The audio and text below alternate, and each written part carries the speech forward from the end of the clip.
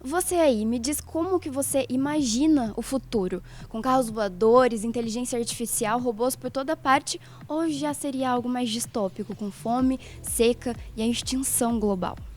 Todos os anos, novos filmes, séries, livros abordam o tema futurístico com realidades nada agradáveis, com futuros distópicos. Mas será que é a gente que está ficando mais pessimista? Ou será que realmente a arte está tentando retratar o que está acontecendo e passar uma mensagem para a gente? A questão é que se a gente não cuidar do planeta e da própria humanidade, a chance da gente ter um futuro mais parecido com 3% do que com o De Volta para o Futuro é muito grande. Eu sou a Miviki E eu sou Samu Strazer. e a gente convida vocês agora para uma viagem ao futuro, pode ser? Pode ser?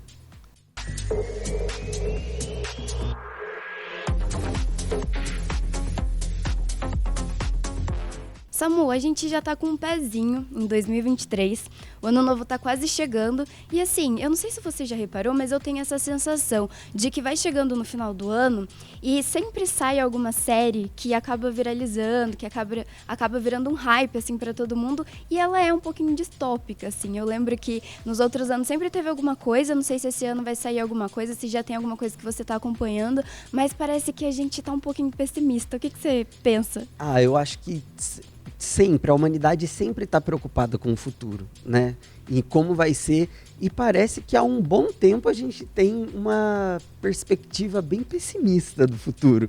Sei lá, desde o Asimov, o Isaac Asimov, que escritor do Eu, Robô e pá, né? Ele tem uma visão bem pessimista do que vai vir pela frente, né? Eu acho que rola um medo generalizado do futuro. No programa de hoje, então, a gente vai discutir um pouquinho disso, em como as obras, né, da ficção, séries, livros, filmes, influenciam e também falam um pouco de como vai ser o nosso futuro.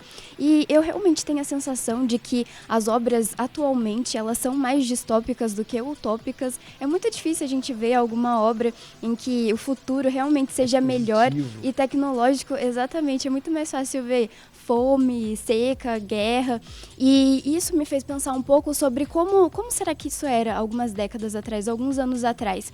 E eu lembrei muito, duas coisas que ficaram muito marcadas assim na minha memória, e é De Volta para o Futuro e os Jetsons. Assim, eu não peguei essa época, obviamente, mas eu lembro de ter assistido algumas coisas, algumas reprises. Eu assisti os Jetsons. Os Jetsons Quando você eu assistia, era Samuel? criancinha, ainda rolava na TV. Eu era lembro maneiro. muito dos Flintstones, mas dos Jetsons eu não lembro muito.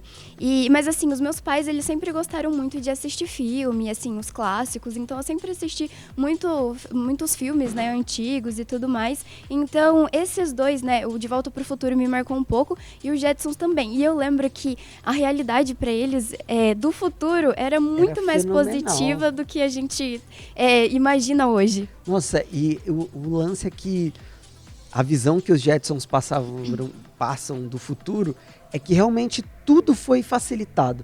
Porque até a maneira deles andar dentro de casa era tipo uma esteira. Uhum. Né? E tudo era esteira, carro voador, uma babá que era quase que um super-herói, né? Sim, exatamente. E teve várias coisas que eles preveram também. Se eu não me engano, o Jetsons é do final da década de 60. Então, assim, né, há muitos anos atrás, 50 anos atrás mais ou menos, e mais, 60 anos atrás, e realmente muitas coisas eles até preveram. Então, por exemplo, aspirador de pó, a TV com tela plana, videochamadas, então coisas que naquela época era tipo impossível. Hoje a gente faz assim com os nossos avós, assim, super fácil pela tela do celular.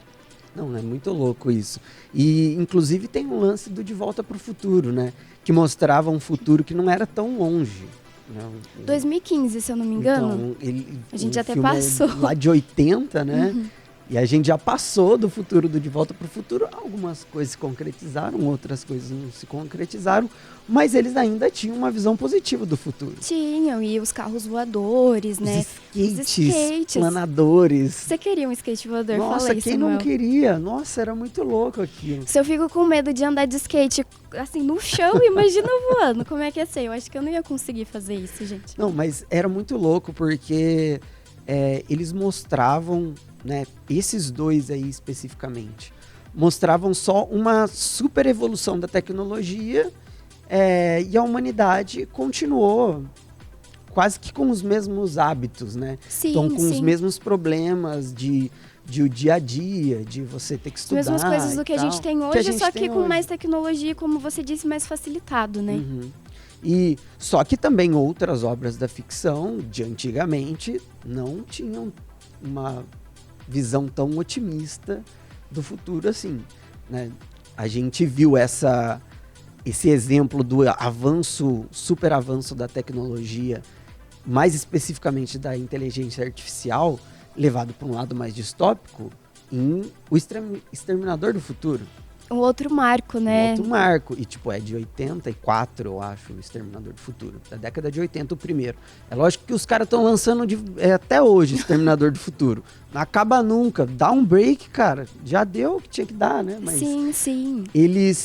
A primeira trilogia, né? Ela mostra muito essa questão de a evolução da robótica, da inteligência artificial até um ponto de turnover que ela toma consciência dela mesma e ela começa a dominar e tal. E aí os caras voltam, né, pro passado para destruir a humanidade, enfim. Exatamente. E aí já é uma visão que não é tão otimista assim. Não é tão otimista, mas ainda assim é uma realidade com muita tecnologia, né? E que não coloca tanto em foco os problemas ambientais, por exemplo, diferente do que a gente tem hoje, em que realmente existe muita desigualdade social, né? Isso fica muito forte, né, nas obras e, assim, diferentes obras, na verdade. E diferente do que a gente via no passado. A gente teve também, eu lembrei de Mad Max, que a gente já tem releituras, né? Já teve uma adaptação mais recente, mas ela também... Que é incrível, sim, fenomenal, Mad bom. Max. Difícil, hein? Mas parece que em filmes distópicos, quando a galera resolve fazer alguma coisa nova, dá certo. Porque Mad Max deu certo. Verdade. E Blade Runner também deu certo, mas daqui a pouco a gente fala de Blade Runner. O Mad Max é legal que eles mostram realmente um futuro de fome seca e, nossa, problemático. Dá medo. Exatamente. E talvez tenha sido um dos estopins, assim, para esse desenvolvimento, né, de obras da ficção que traziam esses problemas, né, ambientais, problemas sociais, mas em foco, diferente dos outros, né? Por exemplo, De Volta para o Futuro, o primeiro filme teve uma bilheteria, se eu não me engano, de 388 milhões de dólares. Então, assim, quase barrando ali, beirando 400 milhões de dólares. Então é muita coisa. Realmente são obras que fizeram muito sucesso, que ganham destaque e que parece assim, o futuro vai ser incrível, gente. Vai ser legal, vai ser ter cool. Skate voador. Quero viver nesse futuro. E a gente, né, já passou de 2015, a gente viu que não é bem assim, não vai ser tão fácil ter carros voadores, embora a gente saiba que já tenha alguns estudos de carros voadores, alguns modelos, mas não é algo que a gente vê no nosso dia a dia e que eu acredito que não vai ser algo que a gente vai ver assim tão logo. Há controvérsias. Há controvérsias. Há controvérsias, galera. Há controvérsias que carros voadores estão próximos de chegar. No próximo bloco a gente vai falar disso. Por enquanto... Mas a que custo, Samuel? Há um custo elevado. Mas esse lance da tecnologia, de um futuro super tecnológico, também é algo que é muito abordado, né, no que a gente vê, né, o que a arte expressa, pensa sobre o futuro.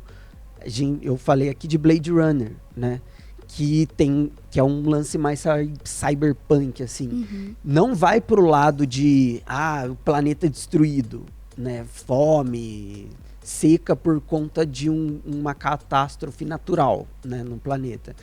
Pelo contrário, a gente conseguiu, né, em Blade Runner e tal, tem uns desertos por lá e tal, mas a humanidade conseguiu pedalar, né, esses problemas naturais.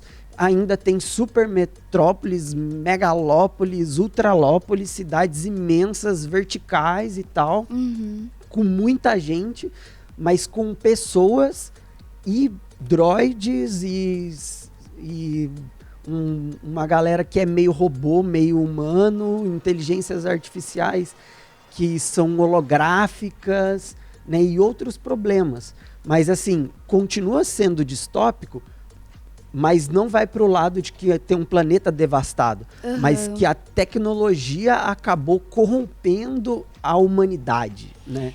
Os problemas, eles acabam sendo mais, assim, sociais, mais morais, né? A gente tem outras discussões que eu acho que esbarram um pouco nas realidades, assim, futurísticas de Black Mirror, que a gente tem vários episódios que trazem, né, um universo de mais tecnologia, mas aí eles colocam as problemáticas morais e éticas. Inclusive, toda vez que você assiste um episódio de Black Mirror, você não consegue dormir, né? Porque você fica pensando, caraca, mano, isso pode muito acontecer. Não, pode muito acontecer. Tipo, o lance o primeiro episódio de Black Mirror já saiu há milhares de anos atrás já, galera. Não é spoiler mais. Mas o primeiro episódio de Black Mirror, que é da rede social lá, meu, isso é que não tá tão elevado assim, mas já eu não lembro acontece. Qual que é o primeiro episódio. O primeiro da primeira temporada? O primeiro da primeira temporada é aquele da rede social, que a galera é contratada pelo ranking que tem na rede social e tal, pela pontuação. Eu acho que essa daí é a terceira temporada, não é? Terceira? Isso, eu acho que é a terceira temporada. Que tem uma atriz loira. Eu acho que é, ou ruiva. Loira, meio ruiva. Que é real, tipo, parece um Instagram que você vai exatamente. avaliando as pessoas. Eu acho que esse daí já é a terceira temporada. Tá. Mas, enfim. Mas esse eu acho que é muito forte real, pra gente, porque realmente, assim, hoje, querendo ou não, assim, a gente conhece alguém, eu não sei vocês, mas dá uma curiosidade já de querer saber o Instagram, as redes sociais, de saber como a pessoa é. E, assim, mesmo inconscientemente, tipo, se a pessoa ela tem muitos seguidores ou tem poucos seguidores, tipo assim, dependendo das fotos que ela posta, do conteúdo que ela posta, a quantidade de pessoas que interagem com ela nas fotos, que às vezes eu acho que influencia mais do que a quantidade de seguidores, isso são coisas que influenciam bastante no que a gente pensa hoje. Caramba, às vezes é até involuntário, né? Mas sim. Tá fazendo uma seleção numa empresa, tal, ou às vezes algum gestor acaba olhando no Instagram, né, alguma coisa, alguma postagem de um funcionário, Sim. Isso influencia na maneira como ele enxerga profissionalmente essa pessoa, né? E isso rola até demissão às vezes. Sim. Por conta do comportamento em rede social, a pessoa é demitida. Exatamente. A pessoa ela pode ser exaltada ou até cancelada. E a gente vai continuar com essa conversa no próximo bloco. Fica por aí porque a gente tem muito mais coisa para falar.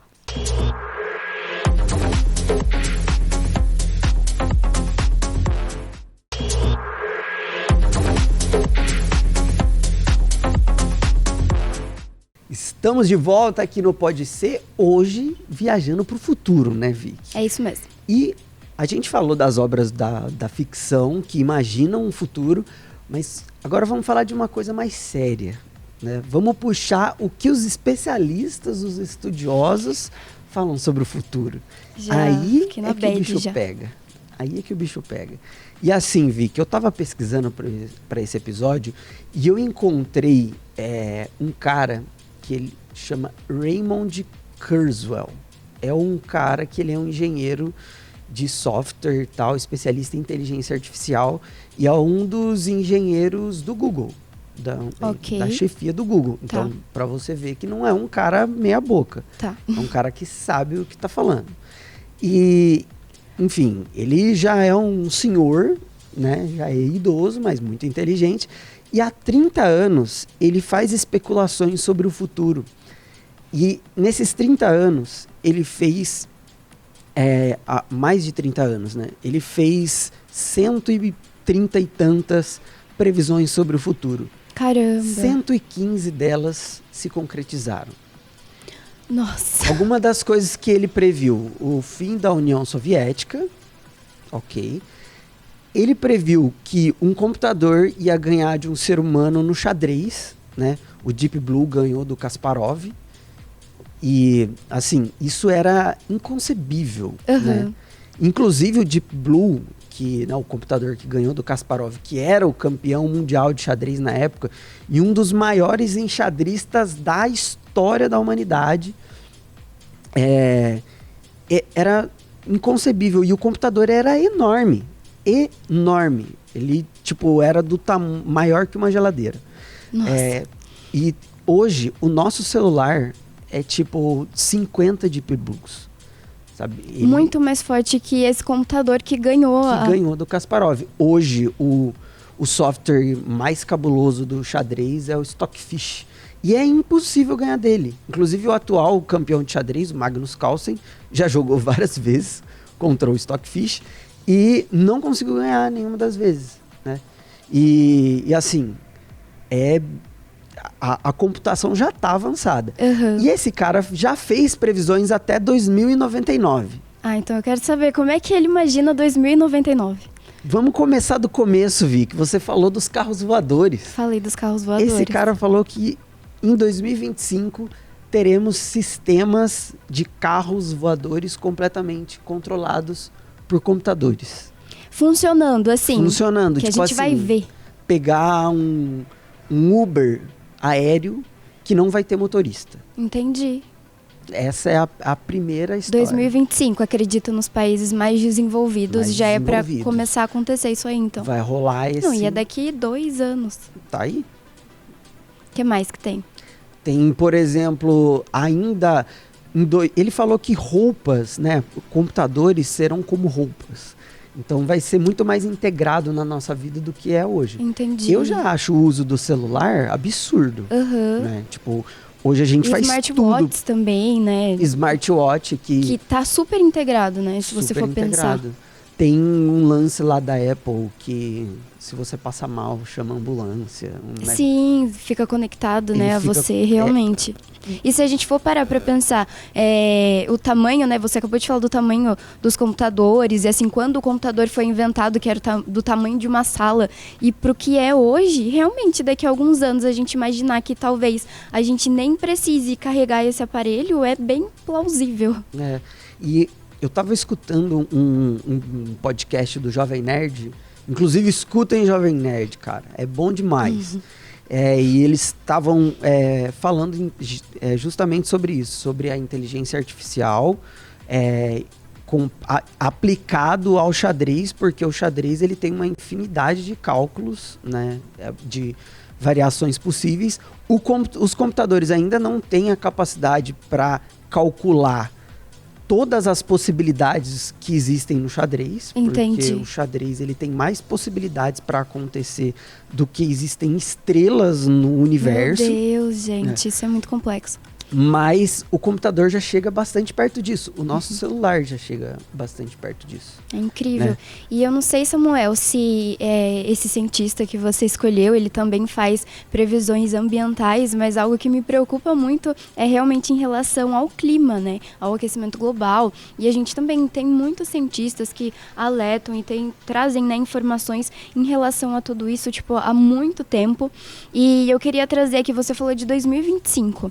E a gente tem uma estimativa do Stephen Hawking, que é um físico, né, muito famoso também, e ele tem algumas informações sobre o que a população precisa fazer e estudar, se ela quiser se manter. E é impressionante porque ele realmente, assim, não que ele descarte a possibilidade da gente conseguir continuar vivendo na Terra, e nem que a gente não deva continuar cuidando do meio ambiente, ou na verdade, né, começar a cuidar melhor de verdade.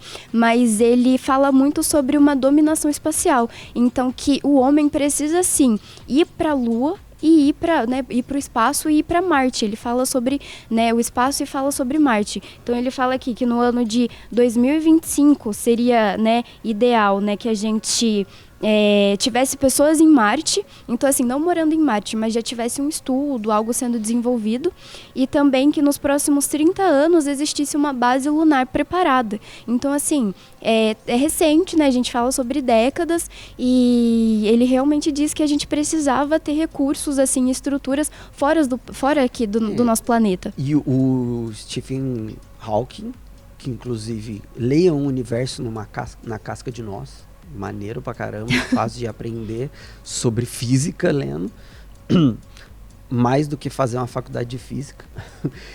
Mas ele morreu já faz um tempo, né? E a gente tá vendo aí a missão Artemis a todo vapor, que vai realmente visitar a Lua novamente e pretende ir para Marte até, acho que 2029, alguma coisa assim. Tá perto de acontecer. O Raymond, aqui o cara, ele é conhecido como o futurologista do Google. Ele diz que até 2099 os seres humanos vão ter controle, influência sobre todo o sistema solar. Então, Caramba. até 2099 a gente vai explorar e conseguir transitar, segundo ele,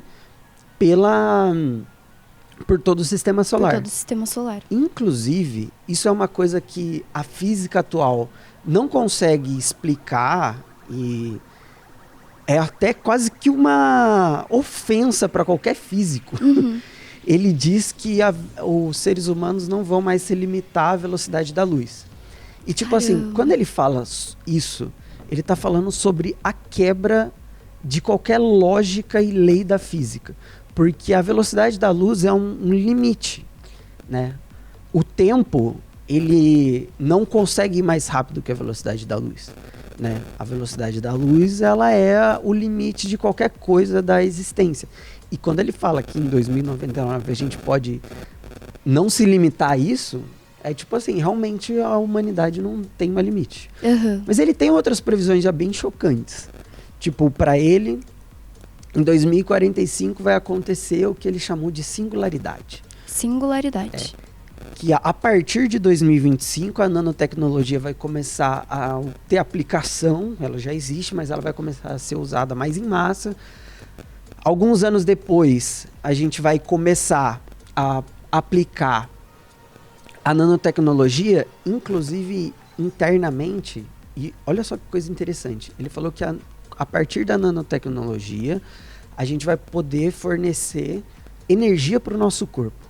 Isso significa que a gente não vai precisar comer para sobreviver. Então, hoje, né, por que a gente come? Além de gostar, além de uma pizza, sabe, meio gelada no café da manhã, que é uma delícia, a gente come porque a gente gosta, né? Mas a gente precisa comer para sobreviver. Sim. Né? O alimento dá energia. Só que com a nanotecnologia dentro do nosso corpo, na nossa corrente sanguínea e tal, essa nanotecnologia forneceria a energia que a gente precisa para funcionar.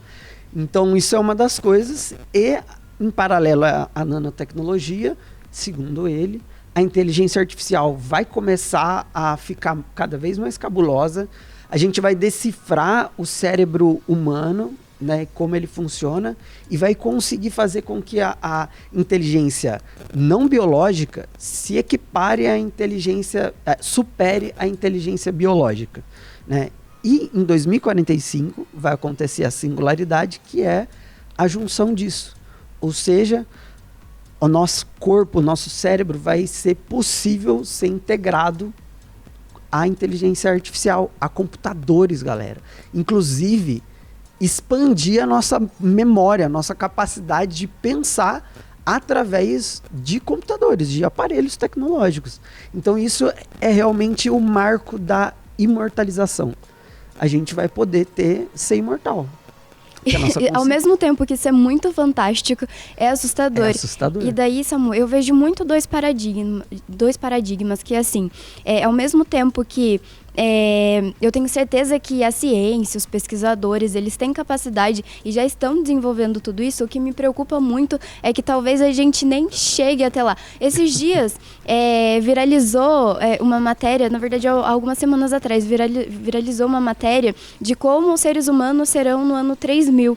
E daí a pessoa, né, com o pescoço diferente, mais envergado, né, as mãos assim, tipo, de ficar usando o celular. E eu achei engraçado porque eu vi essa chamadinha, né, em alguns portais de notícias nas redes sociais, e os comentários eram massivamente, tipo assim, nossa, positivos vocês, né, acharem que a gente vai chegar no ano 3000. Então eu realmente sinto que a sociedade, ela tem esse olhar um pouco pessimista, que também está ligado às ações, né, governamentais e a forma como que os países, com a qual, né, os países, eles assumem as responsabilidades. Então, por exemplo, a gente tem um tratado que é bem importante, que é, deixa eu pegar aqui, o Acordo de Paris, então que coloca um limite, né, de que o planeta Terra, ele não pode, a temperatura do planeta Terra não pode aumentar, tem um limite, né, de 1,5 graus Celsius e até 2 graus Celsius. Então, esses dois seriam os limites, assim, sendo que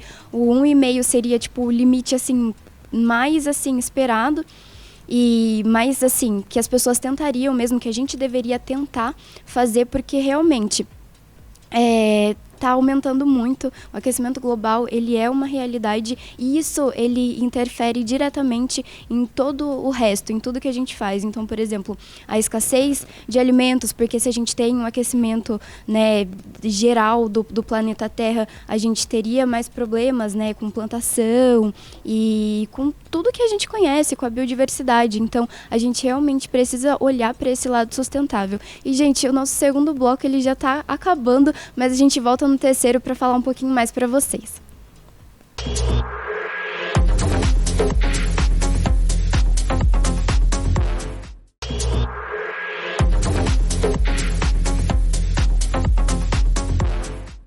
De volta com o Pode Ser. E, gente, só para concluir o meu pensamento, né, a gente estava falando sobre o futuro e daí, Samuel, eu realmente acho que tem esses dois paradigmas, que um é a capacidade, né, do ser humano de produzir tecnologia e realmente facilitar o nosso dia a dia, e o outro é os problemas, né, ambientais, os problemas climáticos. E realmente, se a gente não conter, né, os problemas ambientais e a emissão de dióxido de carbono, a gente realmente vai ter o aquecimento, né, da Terra, e isso vai aumentar o nível dos mares. Então a gente vai perder aí cidades litorâneas, e daí a gente também vai ter problemas de alimentos. Então, se a gente já tem hoje uma certa escassez, né, uma insegurança alimentar causada por problemas econômicos, imagina, além dos problemas econômicos, além da desigualdade, a gente também tem problemas ambientais. Então, realmente é bem sério. Realmente, se a gente não cuidar do nosso planeta, a gente pode ter, sim, um futuro distópico de fome, seca. E isso me faz lembrar muito uma produção nacional, que é a 3%, que é uma série que saiu na Netflix. E que, quando eu vi essa série, eu realmente consegui enxergar o Brasil. Porque, só para o pessoal de casa entender um pouquinho, para quem não assistiu, né, 3%, então, é uma realidade brasileira em que apenas 3% da população consegue viver bem. O resto vive, assim, os 97% da população que ainda existe vive com fome, assim, em uma situação extremamente precária, e vive no continente, no que eles chamam de continente. E daí, o outro lugar é o Mar Alto, onde vivem esses 3%, né, da população que consegue viver bem. E daí existe o que eles chamam de processo, que é tipo um Enem, que daí todos os jovens fazem quando eles têm 20 anos, e eles têm a chance de ir para esse Mar Alto, né, que é o lugar onde as pessoas conseguem viver bem. E assim, Samuel, eu realmente vejo muito o Brasil nisso, porque é muito caro, assim, do governo pegar e colocar...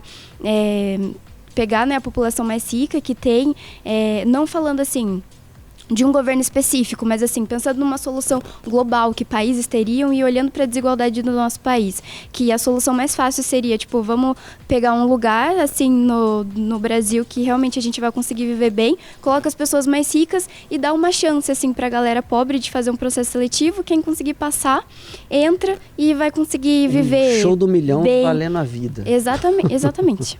Não, e o 3% é meio que uma crítica social também, né? Uma super crítica social. Porque, se não me engano, esses 3% era a porcentagem de pessoas com ensino superior concluído de uma certa idade, na época que foi... eu não lembro... mas é uma crítica social que já se aplica, na verdade, né? Porque não, sim, e o sistema de meritocracia invertida aí, né? Exatamente. A base vivendo muito mal, muita gente vivendo mal, e uma galerinha que tem toda o poder econômico nas mãos. Exatamente. E é isso da meritocracia, de quem deveria cuidar da gente tira essa responsabilidade de tentar cuidar de todo mundo e vai falar assim, se você for bom, fisicamente, psicologicamente, inteligente, você vai passar no processo e você vai ser digno de viver. Então você teve o mérito, você foi capaz, mas assim, ninguém fala das desigualdades, assim, se a pessoa está passando fome, como é que ela vai conseguir pensar direito para fazer uma prova? Então realmente é um futuro distópico pouco que eu acho que fez uma boa crítica à nossa sociedade. E é lógico, eu espero que não seja assim, que a gente consiga acordar, né? E os governos realmente se responsabilizem, né? Pelo dióxido de carbono que a gente joga na Terra e que as pessoas realmente consigam, né, ter um futuro melhor. E eu acho que se a gente juntar tudo isso, a gente vê que são vários fatores que a gente vai ter que lidar para ter um futuro ok. Primeiro, o avanço da tecnologia sem o avanço da humanidade, da ética, não vai servir de nada, a gente cai em Blade Runner. Exato, né? Exato. Aí, o avanço ir para outros planetas, né? A possibilidade de ir para outros planetas sem cuidar da Terra, a gente cai na realidade de Wall-E, que a tecnologia avançou, a gente não cuidou da Terra, precisou ir embora e ficar vagando pelo universo, porque não tinha nenhum outro lugar. E o que foi ruim para os seres humanos também, né? Mostra o sedentarismo, a gente perde muito, tipo, é 100%, todas as experiências que a gente tem não são mais pessoais, é 100% tela, né? E tem também o lance se a gente não cuidar do planeta, não conseguir ir para fora e a tecnologia não avançar tanto assim, a gente cai em Mad Max. Mad Max, ou em 3%. Ou em 3%. Que está mais aqui próximo da nossa realidade. E a gente tem essas questões. A gente precisa evoluir socialmente, né, como sociedade, como sociedade empática, né, políticas públicas que não sejam baseadas em meritocracia, mas que realmente cuidem do povo, né, como um todo, pensando mais em equidade, né, para todo mundo. A gente precisa cuidar do planeta Terra, essa responsabilidade ambiental, né, assumir essa responsabilidade ambiental. Inclusive, um documentário muito famoso, o Seaspiracy, que passou aí esse ano, uma galera falou, ele traz lá uma especulação de alguns cientistas que, tipo, em 2040 o oceano pode começar a virar um pântano por conta do aumento da temperatura.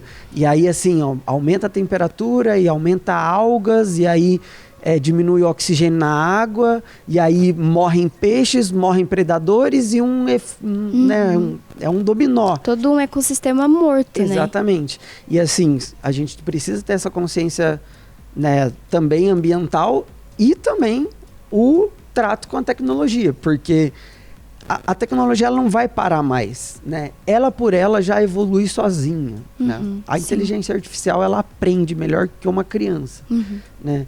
Então, assim, no futuro nós temos esses problemas, né, para lidar. Aliás, agora a gente tem esses problemas para resolver para ter um futuro bom. Eu acho que eu prefiro olhar o copo meio cheio.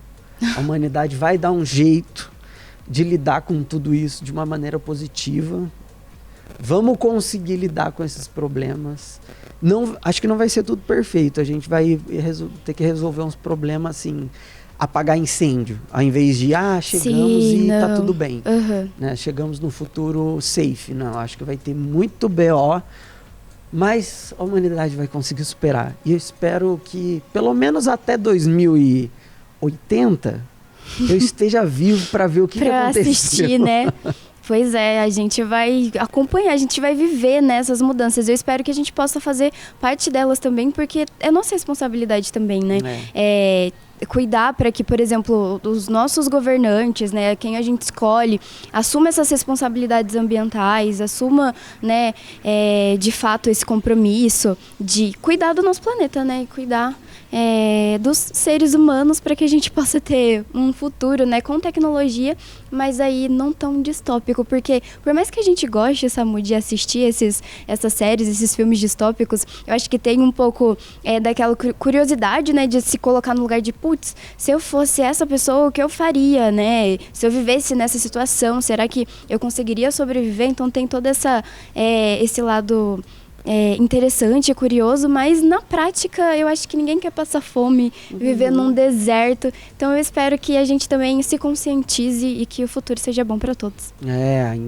Lá em 2080, eu te ligo. E aí a gente grava o Pode Ser número 5000. E a gente vê... Talvez a gente nem esteja velho, hein? Se a tecnologia Samuel? avançar, a gente vai estar indo. Pior. A gente vai terminar o programa aí com essa ideia aí que já abriu a minha mente. Obrigado pelo programa de hoje, Samu. Um ótimo 2023 para você. Pessoal, um ótimo 2023 para vocês também. Obrigado por estarem aqui pra gente. E ano que vem vai ter muita coisa legal, né, Samu? Muita coisa legal. Aguardem aí. Continuem acompanhando a gente aqui no Pode Ser, pelo canal 12.3 na TV aberta, também pelo Spotify. A gente está subindo todos os episódios lá no Spotify e também no YouTube aqui da TV Câmara de São José dos Campos. E a gente se encontra na semana que vem, nesse mesmo horário, nesses mesmos canais. Pode ser? Pode ser, Samu. Pessoal, até a próxima.